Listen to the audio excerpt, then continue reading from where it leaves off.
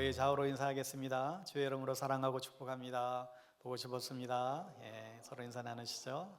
반갑습니다.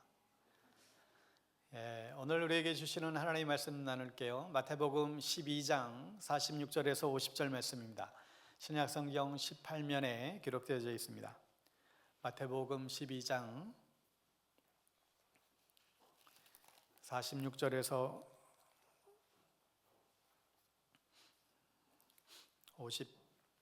50절까지 마태복음 12장 46절에서 50절 우리 찾으셨으면 자리에서 일어나셔서 하나님의 말씀 교독하여 선포합니다. 예수께서 무리에게 말씀하실 때에 그의 어머니와 동생들이 예수께 말하려고 밖에 섰더니 한 사람이 예수께 여짜오되 보소서 당신의 어머니와 동생들이 당신께 말하려고 밖에 서 있나이다 하니 말하던 사람에게 대답하여 이르시되 누가 내 어머니며 내 동생들이냐 하시고 손을 내밀어 제자들을 가리켜 이르시되 나의 어머니와 나의 동생들을 보라. 같이 읽습니다. 누구든지 하늘에 계신 내 아버지의 뜻대로 하는 자가 내 형제요 자매요 어머니이니라. 아멘.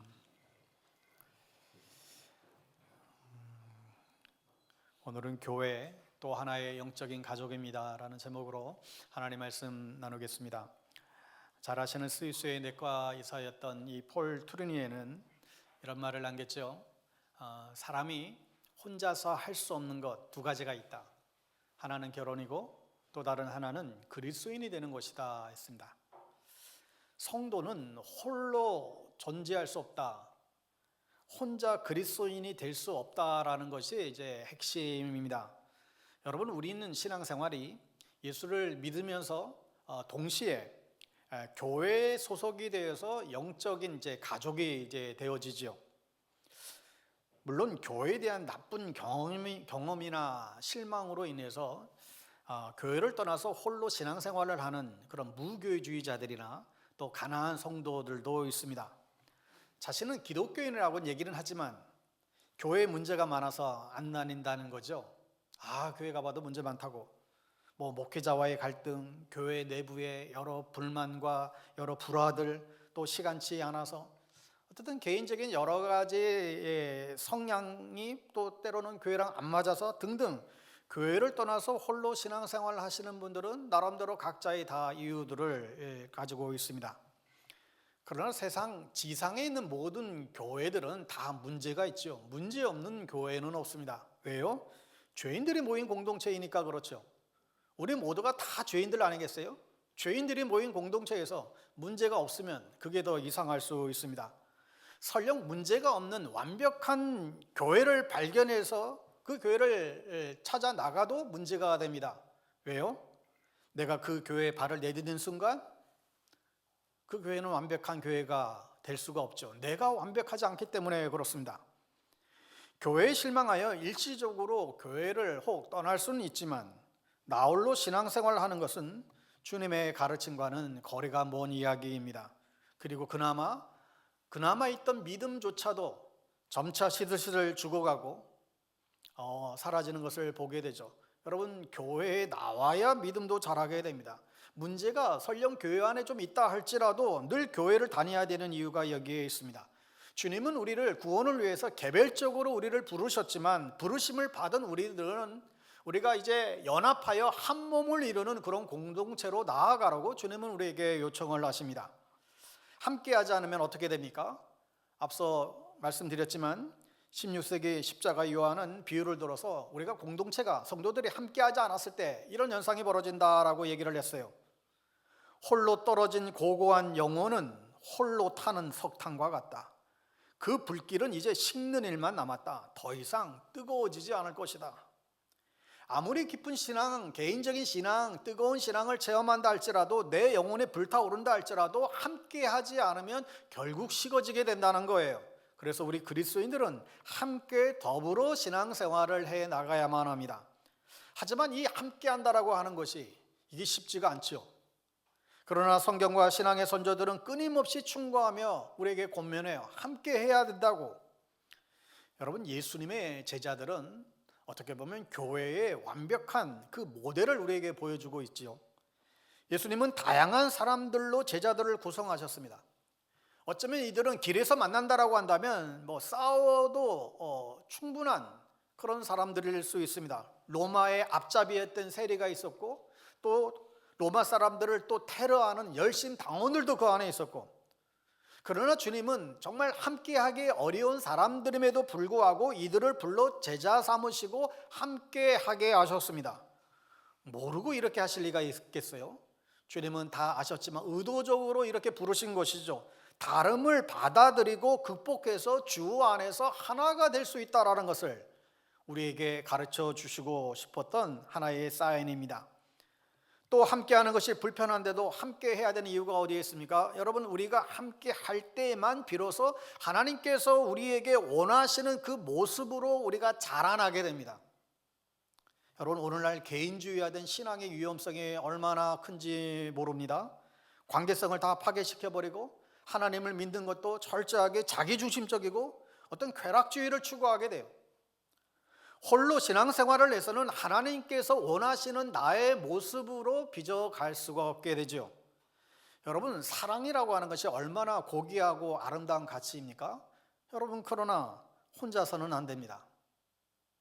섬김 또한 얼마나 귀한 가치인가요? 이 또한 섬김도 홀로는 될 수 없습니다. 홀로 있으면 편하지요. 부딪힘도 없기에 신경 쓸 일도 없어요. 예배만 드리고 그냥 가버리면 편할 수 있어요. 여러분, 그런데 이런 신앙생활로는 하나님께서 원하시는 신앙생활을 이루어갈 수가 없게 됩니다. 여러분, 신앙은 만남이에요. 수직적으로는 하나님과 만나는 것이고 수평적으로는 사람들과 만나는 거예요. 하여 내가 하나님의 사랑에 만족해서 그 하나님 앞에 감사하고 그렇게 예배만 보고 그렇게 가버린다고 한다면 그것은 올바른 신앙생활이 아닙니다. 내가 받은 그 귀한 사랑을 나누고 섬기고 돕고 이것이 신앙의 삶이지요. 여러분, 믿음 생활에는 두 개의 교제가 필요하죠. 한 번에 첫 번째 교제는 하나님과의 믿음의 교제를 해야 됩니다. 하나님과 믿음의 교제를 해야 돼요. 예배를 통해서, 기도를 통해서, 말씀 묵상을 통해서 주님과 교제할 수 있습니다. 두 번째는 믿음의 교제는 성도들과 교제를 해야 됩니다. 어떤 분들은 신앙생활은 하나님과 오직 주님만 바라보는 것이기 때문에 다른 사람들과 관계를 하지 않으려는 사람이 있어요. 그러나 그것은 옳은 생각이 아니죠. 여러분, 신앙생활은 우선적으로 하나님과 교제가 맞습니다. 그러나 여러분, 목회하면서 더욱 느끼는 것은 정말 신앙생활이야말로 사람들과의 교제가 너무나 중요하구나. 요즘 갈수록 온라인 교회인들이 좀 한국 사회에 아주 증가하고 있습니다. 교회 가기 귀찮고 또 시간도 아끼고 교회에서 사람들과 부딪히기 싫어서 그냥 온라인을 통해서 예배 드린다는 것이죠. 그러면 어떻게 될까요? 사실 얼마 안 가서 그것도 대충 하고 믿음 생활도 시들시들 접어버리는 경향들이 점차 많아지고 있다는 거예요. 신앙은 머리로 배우는 것이 아니죠. 신앙은 몸으로 배우는 거예요. 성전에서 기도하는 시간에 내 몸이 기도를 배우게 되죠. 교회에서 청소하는 동안 내 몸이 봉사를 배우는 거예요. 반찬 봉사를 하면서 우리의 몸이 섬김을 배우는 거예요. 믿음은 들음에서 자라지만, 들음에서 시작이 되지만 믿음은 분명히 우리의 몸을 통해서 자라는 것을 알 수 있습니다. 또한 성도는 교통해야 돼요. 성도들이 교제해야 됩니다. 예배 마치면 모여서 밥 먹어야 됩니다.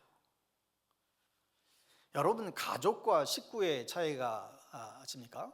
이 가족과 식구, 가족은 혈연이잖아요. 가족, 부모나 자식의 혈연 관계가 있는 사람을 우리는 가족이라고 합니다. 반면에 식구는 뭘까요? 밥식자에 입구자를 쓰죠. 식구, 말 그대로 밥을 같이 먹는 사이예요. 우리는 가족인가요? 식구인가요? 얼굴 안 보는 가족보다 매주 만나 같이 밥을 먹는 그 사람이 나의 진정한 식구일 수 있죠. 여러분, 교회에서 밥을 먹어야 믿음도 커요.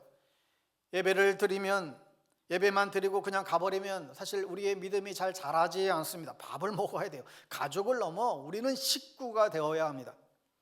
밥을 같이 먹고 삶을 나누고 고민을 이해하고 서로를 위로해 줘야 됩니다. 하나님만 우리가 의지한다고 우리가 말하지만 또한 우리는 믿음의 동료들이 필요한 것이죠. 또 교회는 무슨 일을 하든지 함께 해야만 합니다. 빠지는 사람이 있으면 은혜와 덕이 되지 않아요.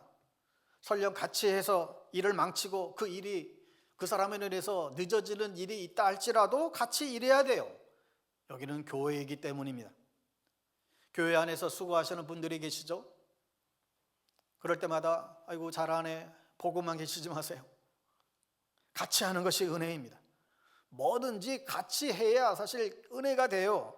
교회는 하나님을 만나 하나님의 사랑을 입은 자들이 함께 자라나는 그런 터전이 되어야 하지요. 이 함께 하는 것이 신약 교회에 와서 중요한 핵심을 이루고 있습니다. 여러분, 저는 교회 안에서 지을 수 있는, 우리 교회 안에서 지을 수 있는 가장 큰 죄가 뭐가 있을까 생각해 봤을 때 가장 큰 죄가 당을 짓는 것이라 생각해요. 교회 안에서 당을 짓는 거예요. 여러분, 사람이 모이면 그 안에서 친한 사람이 생기죠. 그건 당연한 거예요. 어떤 모임이든지 모이게 되면 그 안에서도 나랑 더 친한 사람이 생겨요. 그런데 그 모임이 닫힌 모임이 되면 그건 교회를 파괴하는 행위입니다. 그건 하나님이 기뻐하지 않으세요. 골프 치는 분들 계시죠? 골프랑 누구랑 칩니까? 친한 사람들과 치죠. 뭐 당연한 것 아니겠어요? 그런데 친하지 않는 사람들과 전혀 친하지 않는데도 치게 되면 무슨 골프예요? 그걸 접대 골프라나? 그러죠. 그런데 절대 안 끼워주는 사람이 있으면 그건 죄 짓는 거예요. 여러분, 교회 안에서 친한 사람들끼리 모이는 것 당연할 수 있어요. 그런데 그 모임에 다른 사람이 끼지 못하도록 차단해버리는 것, 여러분, 그런 모임은 없어져야 됩니다. 그건 없어야 돼요. 남에게 괴로움을 주고 남에게 따돌림을 주는 모임이 교회 안에 있다라고 한다면 그건 없어져야만 합니다. 교회로 모여서 교회를 파괴하는 일이기 때문에 그래요. 여러분, 교회 안에도 왕따 문제가 있어요. 텃세 문제가 있어요. 늘 주의하셔야 되겠죠. 여기 모두 해당됩니다. 새로운 사람, 소외되는 사람이 없도록 그 사람들에게 대해서 정말 배려가 없는 공동체는 망하는 공동체예요. 식사 시간에도 간혹 때로는 특별한 이유가 없는데 혼자 식사하시는 분이 계세요. 여러분, 교회 안에서는 혼밥이 없어야 됩니다. 어느 누군가가 혼자 식사를 하고 계시면 특별한 이유가 없는데 그러면 누구든지 찾아가서 같이 식사를 해야 돼요. 혼자 다 같이 있고 혼자 있는데 그냥 가만히 보고 계세요. 이게 무슨 공동체입니까? 누구든지 가야 돼요. 같이 식사를 하고 인사를 하고 교제하고. 초대교회가 그랬듯이 우리 교회는 모든 것을 함께 해야만 하겠죠. 교회 안에 차별이 없도록, 외로운 사람이 없도록, 그리스도 안에서 우리 모두는 동일한 시민임을 인정하고 더 깊은 형제애를 나눠야 돼요. 우리 모두는 다 하나님의 가족이고 자녀이고 형제 자매입니다. 또한 교회는 서로 격려하고 또 그렇게 칭찬할 때 힘이 되죠. 사람이 성장하고 자람에 있어서 굉장히 중요한 큰 힘이 바로 서로 격려하는 데 있습니다. 여러분, 신앙은 서로 격려할 때 자라요. 격려가 응원하는 거잖아요. 이 격려와 칭찬, 인정은 사람을 자라나게 합니다. 사람을 살리는 힘이 있습니다. 교회는 이러한 격려의 터전이 되어야 합니다. 여러분, 기독교 신앙이 우리에게 가져다 준 놀라운 선물이 있는데 그것은 풍성함이에요. 풍성한 삶.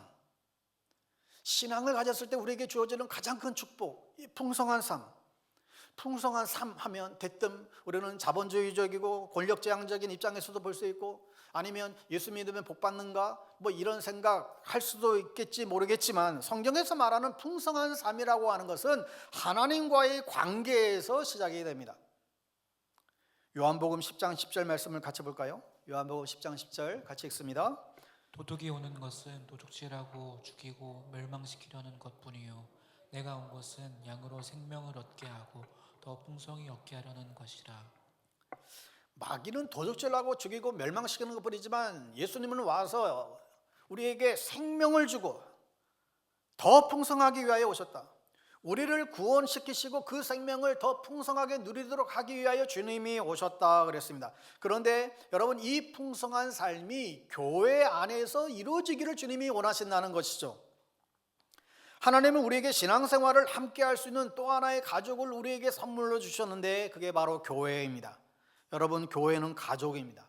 신앙으로 재창조되는 그런 영적인 가족이죠. 혈연의 한계를 뛰어넘는 정말 사람들을 사랑으로 섬기는 그런 공동체입니다. 오늘 본문에 보면 이 영적인 가족에 대한 개념에 대해서 주님은 말씀해 주셨어요. 오늘 48절, 50절 한 번 더 읽겠습니다. 누가 내 어머니이며 내 동생들이냐? 누구든지 하늘에 계신 내 아버지의 뜻대로 하는 자가 내 형제요 자매요 어머니이라. 우리가 이 가족이라고 하는 한국의 이 정서적인 이 개념을 좀 컨셉을 내려놓고 성경이 말하는 가족 개념에 좀 주의를 여러분 기울여 보십시오. 예수님을 믿는 사람들, 그게 교회죠. 하나님의 뜻대로 순종하며 살아가는 사람들이 형제요 자매요 교회입니다. 누구든지 하나님의 뜻대로 살면 우리는 다 하나님의 가족이 될 수 있습니다. 여러분의 가정은 하나님의 말씀과 영이 다스리는 교회가 되어야 되겠고, 또 교회는 영적인 가족이 되어야만 합니다. 우리 교회가 함께 사랑하고 함께 성장하고 함께 발전하는 그런 영적 가족을 이루어 가시기를 간절히 바랍니다. 사도행전에 나타난 첫 번째 교회, 초대 예루살렘 교회도 역시 가족 공동체였지요. 사도행전 2장 44절에서 47절을 같이 한번 읽습니다. 시작. 믿는 사람이 다 함께 있어 모든 물건을 서로 통용하고 또 재산과 소유를 팔아 각 사람의 필요에 따라 나눠주고 날마다 마음을 같이하여 성전에 모이기를 힘쓰고 집에서 떡을 떼며 기쁨과 순전한 마음으로 음식을 먹고 하나님을 찬미하며 또 온 백성에게 칭송을 받으니 주께서 구원받은 사람을 날마다 더하게 하시니라. 아멘. 이렇게 초대교회가 유무상통하게 된 것은 주 안에서 한 가족 되었다라는 것을 그들이 서로 인정했기 때문입니다. 이제는 정말로 우리는 영적 가족이 되었으니까 그 가족들에게 베풀고 섬기는 것이, 그 가족의 필요를 채워주는 것이 전혀 아깝지가 않은 것이죠. 오늘날 현대인들의 어떻게 보면 신풍속도에 의하면 요즘 젊은 분들은 부부지간에도 통장을 따로 쓴다고 그러더라고요. 통장을 다 각자가 따로 관리한대요. 형제지간에도 가족이 아니라 남처럼 대하는 경우들이 갈수록 늘어나고 있습니다. 그렇게 살면 손해는 안 볼 수 있을지 모르겠지만 진정 행복한 가정이 될까, 그런 의문이 들 때가 종종 생깁니다. 오늘날 이기주의, 개인주의가 하늘을 찌르고 있죠. 피가 물보다 진하다라는 것은 옛말이 되었고 돈이 물보다 진하다, 이런 이야기가 공공연하게 전해지고 있습니다. 그런데 초대교회는 어떠했습니까? 여러분, 다시 한번 초대교회의 모습을 보겠습니다. 사도행전 4장 32절에서 35절 같이 읽습니다. 믿는 무리가 한 마음과 한 뜻이 되어 모든 물건을 서로 통용하고 제 재물을 조금이라도 제 것이라 하는 이가 하나도 없더라. 사도들이 큰 권능으로 주 예수의 부활을 증거하니 우리가 큰 은혜를 입어 그 중에 핍절한 사람이 없으니 이는 밭과 집 있는 자는 팔아 그 판 것의 값을 가져다가 사도들이 발 앞에 두매 저희가 각 사람의 필요를 따라 나누어줍니다. 교회 안에 어떠한 연약한 자, 가난한 자들이 서로 어려움을 당하지 않도록 서로의 모든 재물들을 다 모아놓고 서로 다 나눴었다는 거예요. 그런데 그 원인이 어디 있어요? 33절에 보면 무리가 큰 은혜를 입어. 초대교회가 이러한 한 가족이 될 수 있었던 것은 넘치는 은혜가 그들 가운데 있었기 때문이라는 거죠. 여러분, 오늘날 가족 간에 이 불화가 있는 가정이 있다라고 한다면 어떻게 보면 은혜가 그 안에 임하지 않아서 그렇습니다. 그래서 인간적으로 풀려고 애쓰다가 더 크게 싸우고 갈등을 더 조장하는 경우도 보게 되죠. 쌍방간에 정말 은혜가 넘치도록 우리는 기도해야만 합니다. 적어도 어떤 갈등이 있는 가정 가운데 적어도 한쪽만이라도 넘치는 은혜가 있다고 한다면 그렇게 그 가정이 가족끼리 그렇게 갈등하지는 않을 것 같아요. 여러분, 이 땅의 교회를 여러 가지로 분류할 수 있지만 재미있는 표현이 있어요. 콩자루 교회, 그리고 매주 교회, 이렇게 나눠 볼 수 있습니다. 콩자루 교회와 매주 교회. 이 콩자루 교회는 뭘까요? 여러분, 이 콩자루, 한 자루 안에 콩들이 가득 담겨져 있습니다. 근데 그 자루 안에 가득 담겨져 있는데 각각의 그 생콩들이 서로 그렇게 서로 맞대어서 그렇게 가득 담겨져 있어요. 그런데 이 콩자루를 뒤집어 버리게 되면 이 콩알들이 사방으로 다 흩어져 버립니다. 곁으로 볼 때는 하나로 묶어 놓았을 때는 이게 하나인 것 같지만 사실 그 안에서도 다 남남이에요. 무슨 일이 생기면 언제든지 다 흩어지고 말아요. 이 콩자루 교회의 특징은 익명성이죠. 익명성이 보장되다 보니까 마치 극장과 비슷해요. 영화 보기 위해서 사람들이 극장에 모이듯이 교회에 모여서 각각 예배를 드리고 아무런 관계성 없이 교회 안에는 들어와 있지만 서로 아무런 관계 없이, 심지어는 앞만 보고 옆에 누가 앉아 있는지조차도 극장에 가서 모르잖아요. 마치 그것처럼 이러한 이 콩자루 교회 안에서는 성장과 성숙을 기대할 수가 없죠. 때로는 설교에 감동을 받기도 하고 찬양을 들으며 눈물을 흘릴 때도 있지만 영적 성숙의 자리로 나아가기에는 너무나 부족하죠. 그냥 순간적인 위로에 그칠 때가 많습니다. 반면 메주 교회가 있어요. 여러분, 이 메주라고 하는 것, 이 콩들이 아주 그냥 푹 뜨거운 물에 푹 삶아졌어요. 콩들이 함께 설키고 얽히고 삶아져서 이 메주라고 하는 새로운 형질의 새로운 형태의 완전히 변화가 된 그런 공동체가 이루어진 거죠. 종종 그 안에서도 관계의 깨어짐이 있기도 하지만 도망가지 않아요. 때때로 어떤 부딪힘도 있지만 숨지 않아요. 공동체 안에서 비록 부딪히고 깨지고 때로는 아픔의 그런 상처도 동반되지만 그 속에서 새로운 형질의 교회로 나아가는 그런 과정인 것이죠. 초대 예루살렘 교회는 바로 메주 교회였습니다. 초대 1세기 교회들은 그 구성원들을 보면 서로 다른 직업과 신분과 환경에도 불구하고 그들은 기꺼이 하나 되기를 택하였습니다. 하지만 이 익명성에 숨지 않고 나를 드러내고 동시에 서로를 품는다라고 하는 것 결코 쉽지가 않지요. 그러나 이 메주 공동체는 서로 자신의 삶들을 다 내어놓고 서로 삶아지고 깨지는 과정을 통해서 성장하게 되고 거듭나게 되고 변화가 일어나게 된 것입니다. 여러분, 우리 공동체가 이러한 메주 공동체로 나아가기 위해서, 자라나기 위해서 무엇이 필요할까요? 여러분, 로마서 16장에 가보면 사도 바울이 마지막 그 편지를 쓰면서 바울과 함께 있던 30여 명의 동역자들을 소개하고 있어요. 대표적으로 브리스길라, 아굴라 부부죠. 바울이 처음 고린도에서 이들을 만난 이후에 이들은 아주 막역한 사이가 되었습니다. 로마서 16장 4절에 보면 그들은 내 목숨을 위하여 자기들의 목까지도 내놓았나니 나뿐 아니라 이방인의 모든 교회도 그들에게 감사하노라. 서로에게 목숨을 내어주는 그런 헌신적인 관계가 이루어졌다는 거예요. 하여 바울은 노마라고 하는 아주 낯선 곳에 갔지만 전혀 외롭거나 위축되지 않았죠. 이런 동역자들이 그들 옆에 있었어요. 또 갈라디아 교회를 향하여서 바울은 이렇게 말합니다. 갈라디아서 4장 15절 말씀 같이 한번 읽습니다. 너희의 복이 지금 어디 있느냐? 내가 너희에게 증언하노니 너희가 할 수만 있었더라면 너희의 눈이라도 빼어 나에게 주었으리라.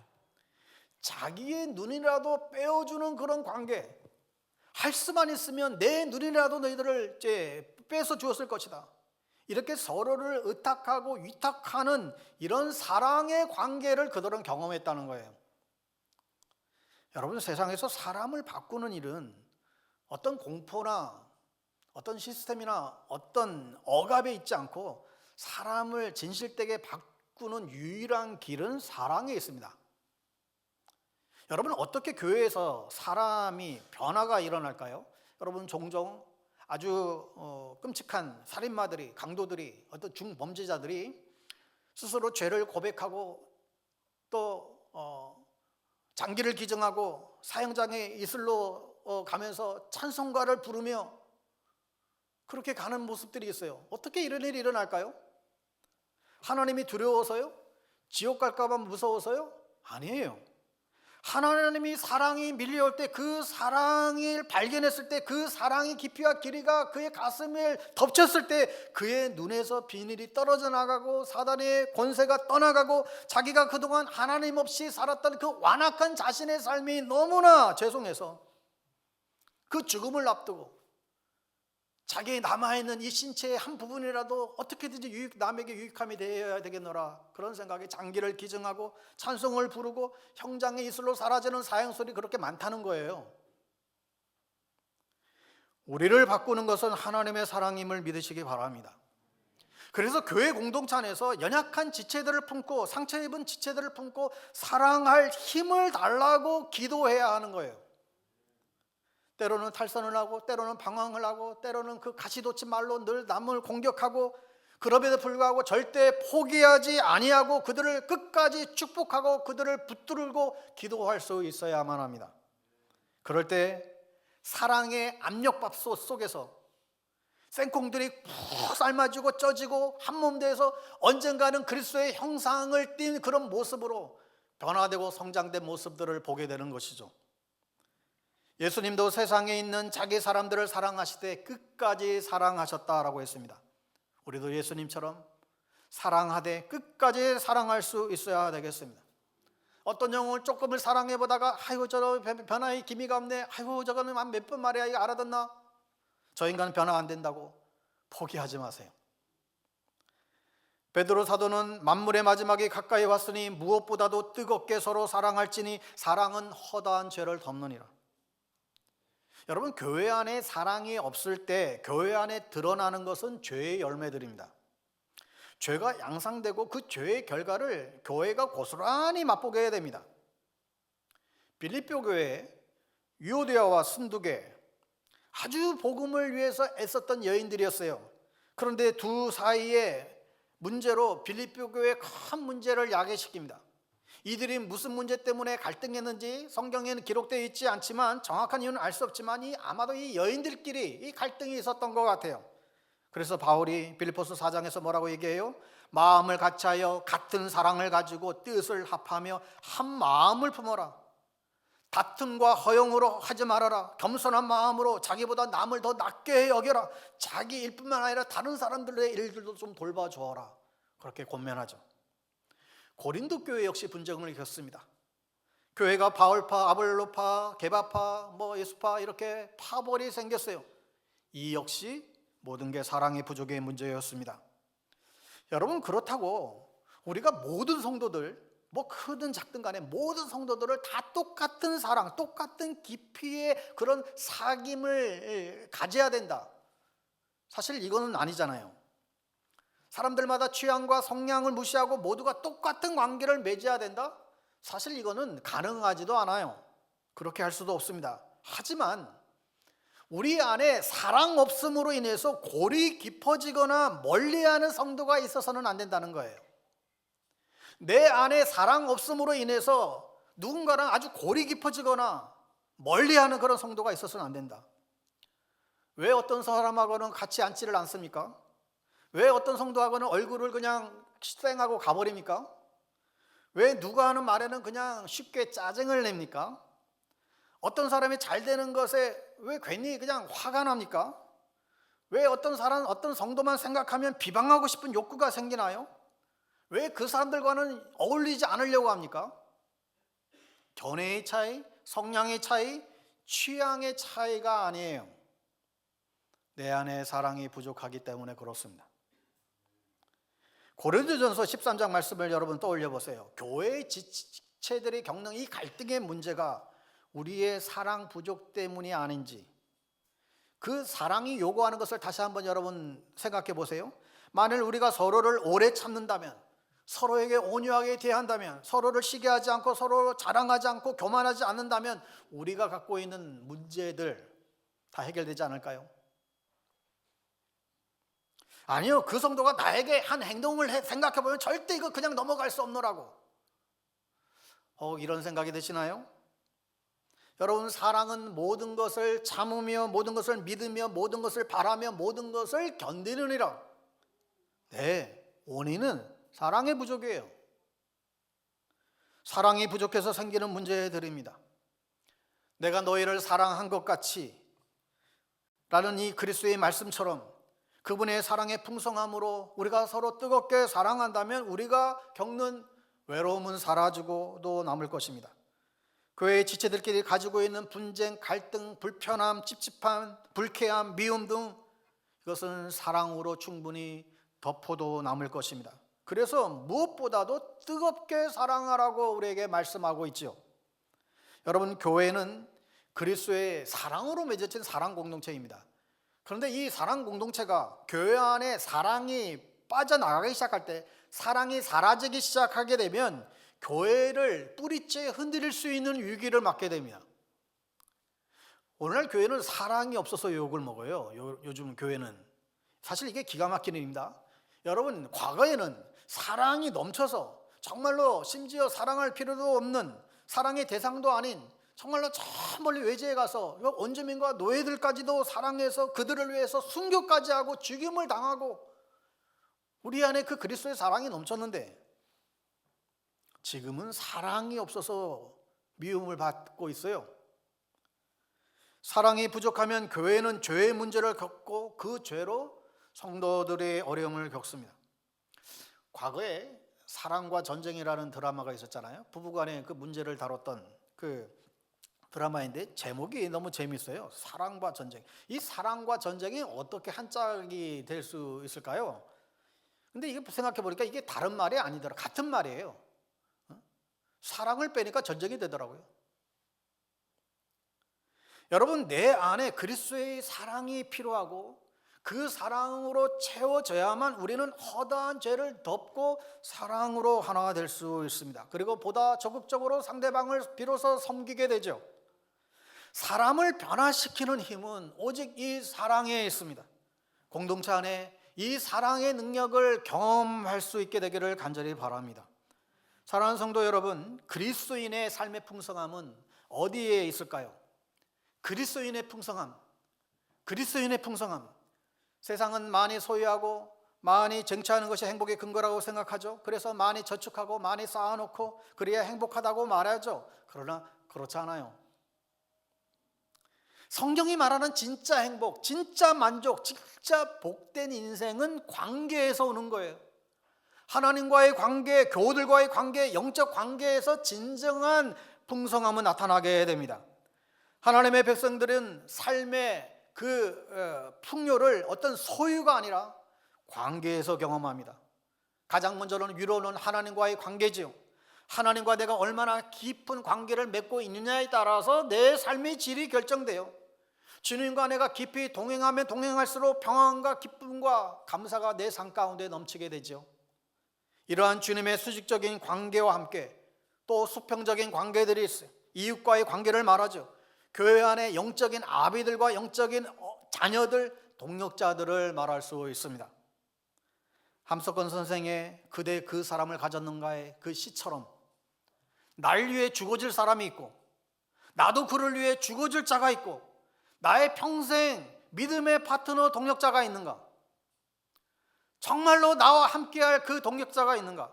비록 피 한 방울 섞이지 않았지만 나의 모든 것을 함께 나누고 평생 하나님의 나라를 위하여 그 믿음의 길을 같이 걸어갈 그 동역자, 그 파트너가 나에게 있는가? 그 대상이 있을 때만 그 삶은 풍성한 삶을 누리게 됩니다. 여러분, 우리 안에 이런 영적 관계가 없으면 불행한 거예요. 그냥 예배당 안에 공짜로 안에 그냥 생콩으로 그냥 서로 같이 모여는 있지만 생콩으로 있는 거죠. 오늘 여러분들이 성령 안에서 삶아지고 서로를 주고 내가 그 안에서 하나 되고 한 영이 될 때 서로를 향해 정말 진실로 책임지는 십자가의 삶이 성령 안에서 가능해질 때 비로소 주님의 교회는 세워지게 됩니다. 오늘날 갈수록 바쁜 세상은 우리 그리스도 안에서 이 풍성한 삶, 그 사랑의 교제, 너무 아주 단편적인 교제조차도 너무나 지금 위협하고 있죠. 주일날 그냥 얼굴 한번 딱 찍고 가기에 바빠요. 거의 반평생을 함께 공동체 안에 있어도 함께 식사하거나 삶을 나눈 적이 한 번도 없어요. 외로움이 찾아오는 것은 어쩌면 지극히 당연한 일이죠. 여러분, 교회를 그저 다니지 말고 교회를 경험할 수 있게 되기를 바랍니다. 공동체 안에서 하나님의 가족됨으로 조건 없는 그 사랑을 실제적으로 경험해야 돼요. 저 역시도 교회 안에서 하나님의 사랑과 또 이 가족됨을 배울 수가 있었어요. 정말로 저 지체를 위해서 내 목숨 걸어도 좋겠다. 정말로 저 영혼들을 위해서 내 모든 삶을 다 배제해도 좋겠다. 이런 과정들이 교회 안에서 막 일어났단 말이죠. 여러분, 이런 경험들이 쌓여야 돼요. 저 영혼을 위해서 내 생명을 내는 것, 저 영혼을 위해서 내가 섬기는 것 조금 더 아깝지 않아. 여러분, 공동체를 통해 흘러가는 이 하나님의 사랑을 경험할 수 있게 되기를 축복합니다. 종교적 의무가 아니라 하늘 아버지의 사랑이 우리를 강권할 때 우리도 서로 사랑하게 될 거예요. 여러분, 특별히 여러분의 셀 안에서 이런 사랑이 흘러 넘치게 되기를, 이런 사랑을 공급받게 되기를 축복합니다. 여러분, 셀 모임은 단순히 성경 공부 모임이 아니에요. 물론 말씀을 가지고 우리가 나누지만 그냥 지식을 전달하는 시간이 아니라 자신의 삶에 정말 비밀한 고민과 연약함과 아픔들을 내어놓고 서로 의지하고 서로 책임질 수 있는 그리스도의 몸을 경험하는 시간이에요. 셀 안에서 서로가 손을 얹고 기도하며 세워주고 품어주는 사랑을 나누기를 바랍니다. 넘어져도 다시 일어날 수 있는 힘, 폭풍 한가운데서도 하나님을 다시 바라보며 일어날 수 있는 힘이 그 주님의 사랑에서 비롯되지요. 그리스도의 사랑이 우리 안에 풍성하게 거하지 아니하면 우리는 말씀을 배워도 그 말씀대로 살아갈 힘을 우리가 얻을 수가 없습니다. 1세기 초대교회가 서로 간에 정말 친밀한 영적 가족을 이루었던 그 코이노니아가 우리 안에도 풀어지는 은혜가 있기를 바랍니다. 그 코이노니아 안에서 피 한 방울도 안 섞였던 그들이 우리가 되고 한 몸이 되고 빛을 보다 서로 강한 사랑하는 그런 관계들이 이루어졌다는 것이죠. 마치 서로를 진심으로 이해하고 섬겼던 다윗과 요나단처럼 고부 사이의 갈등이 예나 지금이나 없을 수 없는데 그 고부 사이에 서로를 책임지려고 했던 롯과 라음이처럼, 게다가 이방인과 유대인 그런 관계임에도 불구하고 룻이 시므이 나오미를 향하여 내가 당신이 있는 곳에 함께 짓고 당신의 하나님이 나의 하나님이고 당신이 가는 곳에 나도 함께 가겠습니다. 그게 교회예요. 이게 교회를 경험하는 것입니다. 모세와 여호수아의 관계, 그냥 몸종이었고 그저 쫓아다니는 관계였고 그냥 뒤에서 돌보는 그런 보디가드 정도뿐이었는데 자기 자식보다도 더 자식으로 자신의 모든 영적인 유혹과 그 사명을 넘겨준 그 모세와 여호수아처럼 이게 교회입니다. 사랑하는 여러분, 주님은 우리 교회 안에도 우리 안에 서로를 품고 믿음을 지켜가도록 서로 격려하고 지지하고 함께 의지할 수 있는, 함께 믿음의 길을 걸어갈 수 있는 동역자들을 우리 가운데 허락해 주셨습니다. 피는 섞이지 않을지라도 혈육보다도 어쩌면 더 강한 그리스도 안에서 하나 된 영적 가족으로서의 그 부르심에 우리는 반응하며 나갈 수 있어야만 합니다. 20년, 30년 교회를 다녀도 여전히 생콩으로 존재해서는 안 될 것입니다. 모두가 정말 성령 안에서, 정말 복음 안에서 삶아지기를 축원합니다. 서로의 아픔을 주님의 마음으로 느끼고 그렇게 서로를 품어주고 세워주는 그 능력이 충만한 우리 교회 되기를 소망합니다. 저를 비롯해서 우리 셀 리더들과 사역자들이 더욱 영적 아비와 영적 어미로서 복음으로서 영혼을 품고 그것을 길러낼 수 있는 자들이 되어야 하겠습니다. 정말 영혼에 대해서 책임의식을 가지고 그 영혼을 돌보고 섬기는 일에 정말 매진할 수 있게 되기를 원합니다. 그래서 여러분, 우리의 자랑이, 우리 교회의 자랑이 무슨 시스템이나 무슨 공간이 아니라 이 사랑의 어미와 사랑의 아비들이 많아지는 거예요. 여전히 까칠하고 여전히 변화되지 않고 여전히 나를 공격하고 여전히 가시로 가득한 그 지체들을 나 몰래 하고 그 지체들을 물리치고 그 지체들을 도외시하는 것이 아니라 더 가슴으로 끌어안고 더 가슴으로 품고 더 눈물로 해산의 고통을 하는 그 영적 어미와 영적 아비들이 많아질 때 그 교회가 진짜 교회예요. 여러분, 교회를 다니지만 말고 교회를 경험할 수 있기를 바랍니다. 우리가 그리스도인으로서 정말 풍성한 삶을 여러분 경험하고 있습니까? 주님은 우리를 한 공동체로 부르셨습니다. 서로 하나 되어 사랑할 때 세상도 너희가 예수님의 제자인 줄 안다고 했잖아요. 함께 사랑하고 함께 성장하고 함께 발전하고 아름다운 이런 사랑의 공동체, 영적 가족을 이루어가는 우리 모두 될 수 있기를 주의 이름으로 축원합니다. 우리 함께 찬양하겠습니다. 우리 오래된 찬양인데도 우리 가사 생각하며 우리 기대라는 찬양인데요. 주 안에 누린 하나, 모습은 달라도 예수님 한 분만 바라네.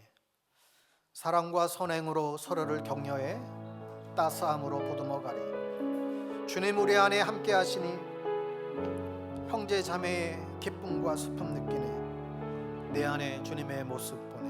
우리 고백하며 우리 찬양하겠습니다.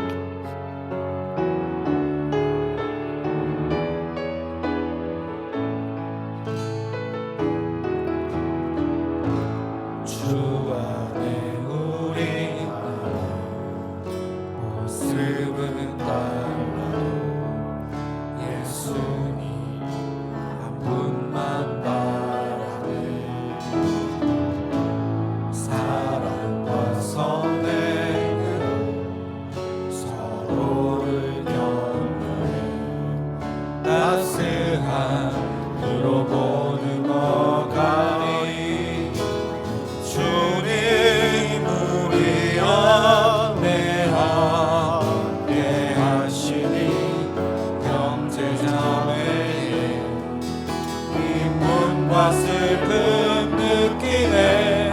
내 안에 있는 주님 모습 보네. 그분 기뻐하시네.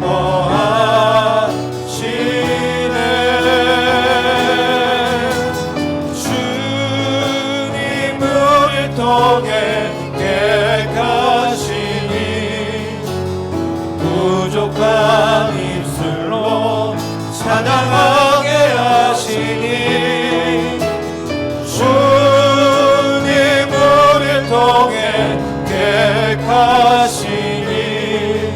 너를 통해 하실 일 기대해. 주님 우리를 통해 계획하시니. 주님 우리를 통해 계획하시니. 부족한 입술로 찬양하게 하시니. 주님 우리를 통해 계획하시니. 너를 통해 하실 일 기대해. 우리를 통해 하실 일, 우리를 통해 하실 일 기대해. 우리 함께 기도할 때에 하나님 우리 안에 사랑 없음을 용서해 주십시오. 내 안에 이 사랑의 결핍을 주님이 용서하시고 그 주님의 사랑으로 더 우리를 채워 주십시오. 그리고 우리 공동체가 한 알의 콩이 아니라 매주 공동체가 되어 서로의 아픔과 상처를 보듬고 깊이 있는 사랑으로 나아갈 수 있도록 성령님 기름 부어 주십시오. 성도 다르고 배경도 다르고 다 다르지만 피 한 방울 안 섞였지만 성령 안에서 믿음으로 영적인 공동체, 영적 가족 공동체 하나님 이루게 해주십시오. 그런 마음으로 우리 함께 기도하기 원합니다. 기도하겠습니다. 하나님 아버지, 주님 우리 안에 하나님 우리가 단순히 각각의 모여서 그냥 예배만 드리고 사라진 존재들이 아니라 하나님 진짜 우리 안에 영적인 가족 공동체를 이루게 되기를 원합니다. 우리 안에 정말로 생명을 나누는 그런 관계들이 경험되게 되기를 원합니다. 교회는 그냥 다니는 것만이 아니라 교회를 경험할 수 있게 되기를 원합니다. 정말 영혼들을 향한 우리 안에 간절한 소망이 있게 하시고 영혼들을 통해 계획하시니. 주님의 뜻을 이고 달려 나아갈 수 있는 죄들 되게 하여 주시옵소서. 하나님이여 찬양하게 하시니. 아버지 믿음의 그 공동체, 사랑의 공동체를 이뤘던 것처럼 하나님의 공동체로 우리가 있게 되기를 원합니다.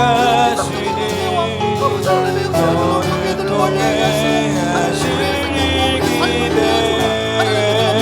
기대해 주고 하나님의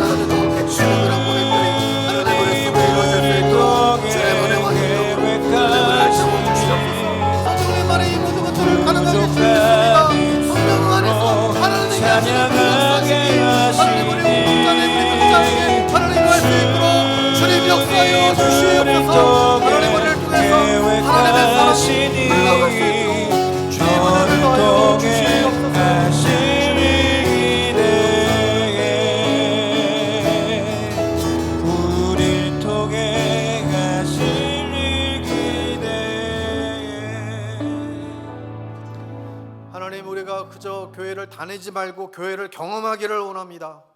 성령 안에서 하나 되어 한 몸을 이루고 서로의 모든 아픔과 상처를 보듬고 나아가는 매주 공동체, 영적인 공동체가 되기를 원합니다.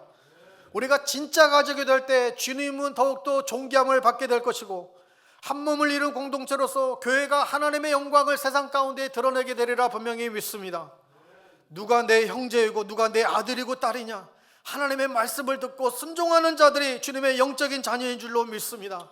오 하나님 아버지, 우리 사랑하는 이 방배동 교회, 우리 지체들 한 사람 한 사람을 주님 축복하여 주셔서 서로를 향하여 진심으로 섬기게 하시고, 서로를 향하여 진심으로 사랑하게 해 주시고, 서로가 서로를 책임질 수 있는 그런 영적인 공동체로 우리 모두 나아갈 수 있도록 은혜를 더하여 주시옵소서.